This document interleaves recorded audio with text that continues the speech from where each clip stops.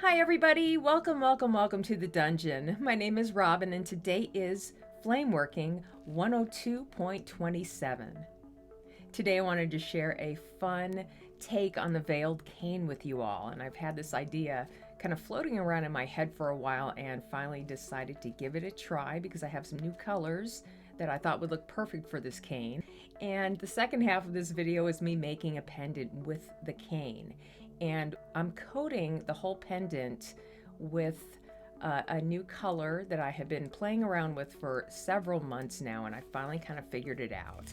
It is this Dichro infused cane by CIM, and it is amazing. So when they have it in stock, if you like the way it looks in this video, maybe you will want to get some and give it a try for yourself. Other than that, I hope you all enjoy this demonstration and get some inspiration from it. And with that said, let's get right into it. As always, I hope you're all doing safe and well out there. Thanks so much for joining me, and I will see you next time in the dungeon.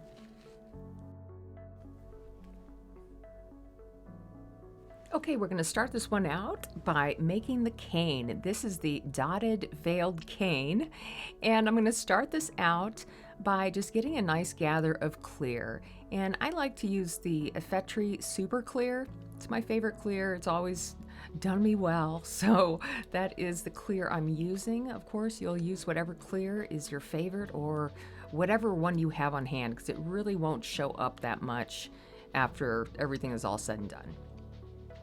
So I'm just going to add a little bit more there on the top and finish rolling that out. I have puntied it up, and we just need to give it a nice shape and start adding our color.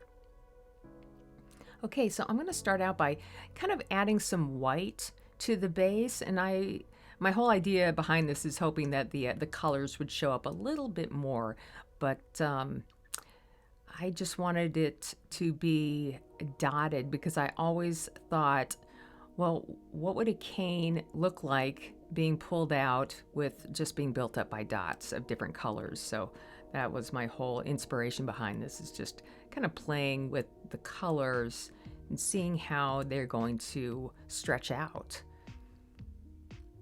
So once I have all these white dots on here, and they're just speckled all over, I'm going to roll it out and give it a nice shape in my marble mold. And then we can add a little bit. I kind of felt like I didn't have enough glass on the actual punty, so I just added a collar of clear there. And here I'm just rolling it out a little bit so it gets kind of flows into the rest of the glass. Okay, so let's start with our first color. I want to add a whole bunch of dots of the double helix Triton. And this is one of my favorite double helix colors. The first one I really ever tried by them, and it is just so beautiful. And I love it as its own color. And I also think it just reduces beautifully. So once I have maybe 5 or 6 dots around this of the Triton, I'll go ahead and flatten each one of those dots down. And this will be how I build up this whole veiled dotted cane.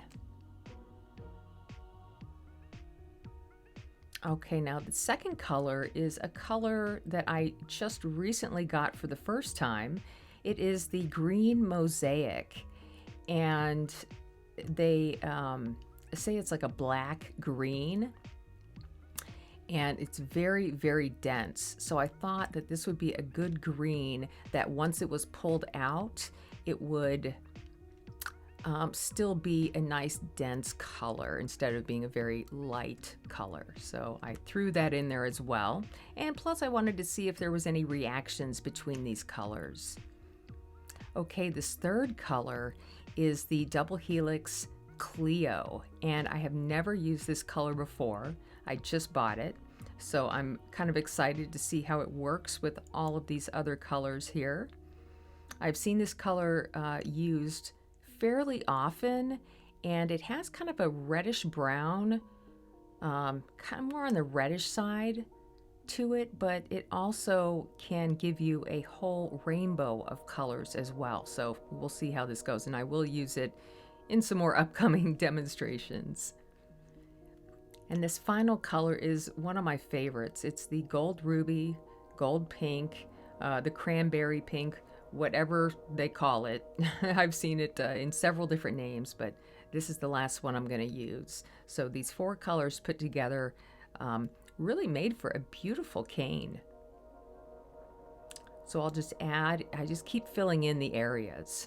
And here at the end, I'll just fill in the top of it. Now, the very ends of the cane, you won't see, you probably don't use all that much because they're at the ends, but you want to fill the whole thing in with color either way. Flatten it all down, and now I'm just going to start to smooth and roll it out. I want this to be in a really nice kind of football shape before I punty it up. This cane took about a half an hour to make from start to finish, just to let you know. Okay, a little bit more rolling here, and once I'm happy with the shape, I'll go ahead and punty up the other side. And I do like to use metal punties over glass punties. I find that the glass wants to hold on to it real nice, and I don't have troubles with the ends getting too hot. But because the core of this is all clear, it's a little different from pulling out solid color. It's a little stiffer. So when I go to pull this out, I start to kind of balance out the glass as I'm tugging on it a little bit. And once it feels and it looks like things are looking right, then I'll start to do a nice pull. And I do finish this by pulling outside of the camera view. I apologize. But here is our final cane.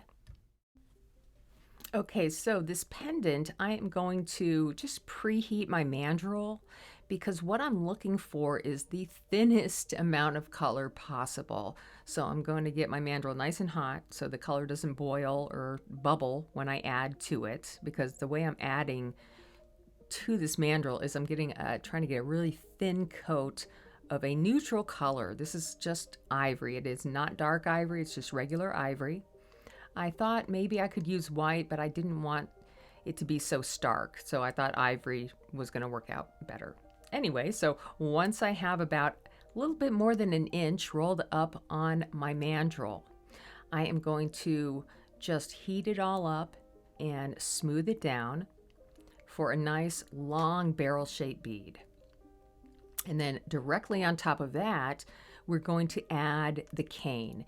And as I add the cane, I'm trying to wrap it very tightly, and I'm also turning the cane as I feed it onto the bead. And my cane is right in the flame where it's melting. Okay, the underbead is not quite in the flame, it's just the cane that's in the flame. So I'm wrapping it all the way down my bead. And that's like all the color that I used in this whole bead. That's it. So let's take a moment to just heat everything up and give this a nice shape. And we're just going for the same barrel-shaped bead with slightly tapered ends.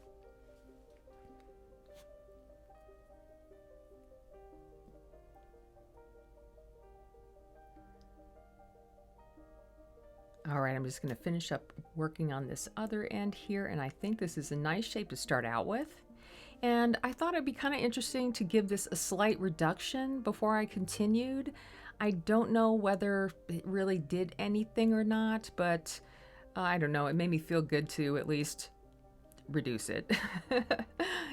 Okay, so on to all of these coats of clear. Now, this color was I was so excited when I bought this color. It's infused, it's a clear glass by CIM, and it is infused with Dichro. And it's one of the hardest colors that I have learned to use. And the reason why is because it just seems really brittle and cracky to me.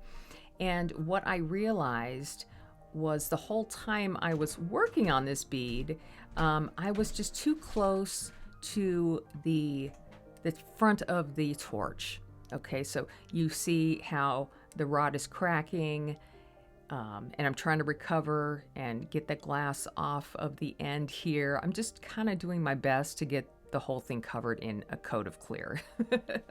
So once I have that accomplished, the first thing I want to do is just kind of roll out any high parts that I have, because I am trying to get this clear coat as evenly dispersed on the undercolor as possible.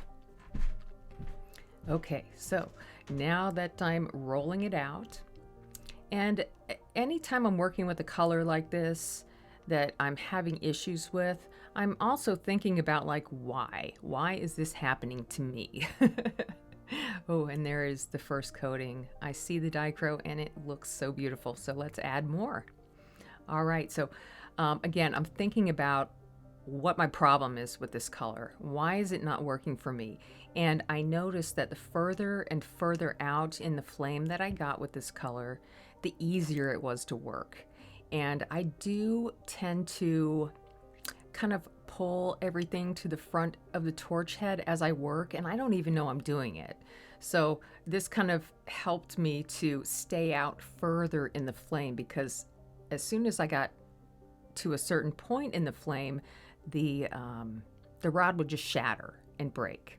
So if you want to use this color, make sure that you figure out the perfect spot in the flame to use it. Okay, so after the second coat, just going to do the same thing. I'm going to work my edges in. I'm going to use my little butter knife there. You know, anytime I am encasing, one side is always different from the other side.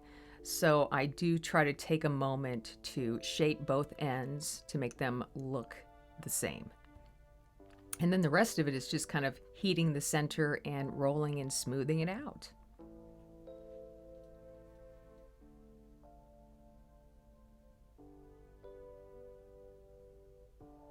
Okay, here it is with the second coat, and that looks fabulous. This is one of those beads that, yeah, I could stop at any time and just be happy with it. But of course, I want to make it even more interesting for you all. So I wanted to add a whole bunch of patterning to it and change the shape as well. But we'll get into that in a minute. First, let's just finish with this third coat of the Dichro.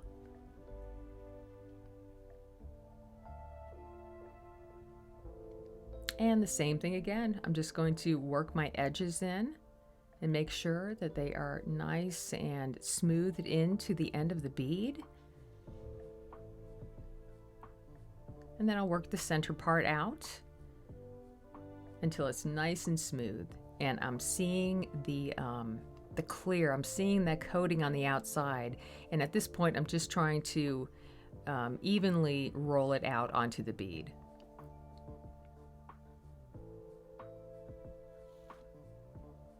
And I think I do give a quick shot of the way this looks as well. And I did think right here after I was, while I was editing it, how beautiful it would look just at this moment. You just see all the sparkle from that Dichro clear, and yeah, the color looks amazing. Okay, so I am going to do one final encasement on this. And this is my clear, super clear by Effetri, and this is the 8mm clear. When I am encasing large beads like this, I really like to use a larger rod of glass. Anyway, the reason why I'm encasing this in clear is not only to I'm trying to encase that Dichro as well. So if any of the Dichro landed on the surface of the bead, this clear will help to encase that color. And it also will magnify the Dichro a little bit. And I just like the way it looks surface-wise as well. I can get a really beautiful fire polish on this. But before we do that, I want to flatten it out. And I'm using the tabulator, and this is a great flattening tool from Catwalk Tools, and it has some different tabs so you can change the height of it. So I'm just going to get my bead nice and fully hot and then get it under my press. And if you don't have a tabulator, it's okay, just use your graphite pad. But here I'm just going to flatten it and then flip it over and flatten it one more time. And I do like the way this looks, although I was disappointed with how the color looks where it meets the clear. It just, to me, it just looked boring. So, okay. That's where my inspiration for the dots came into play, because the dots not only, okay, we'll get to the dots in a minute. First, I want to fire polish the whole surface of this bead. And I will fire polish one side and then kind of blow and cool on it. And then I will fire polish the other side. This fire polishing segment here is really important. You always want to make sure that there's no chill marks in your bead when you continue. All right, moving on. Let's add these dots. And yeah, I just wasn't super happy with just the color spreading out under all this clear. So I needed a little bit more, and I thought this would give it some interest, it would give it some texture, and it would also kind of magnify the colors underneath. So I was really excited once I started adding these dots. And I will add 4 or 5 dots, and I like to add them in varying sizes.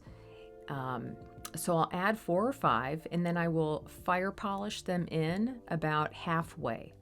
And then I will continue adding 4 or 5 more dots, and then go ahead and give it a complete heat and warm it up. Keep it warm. I did cut out quite a bit of me just warming the bead here to keep this video in a decent time frame.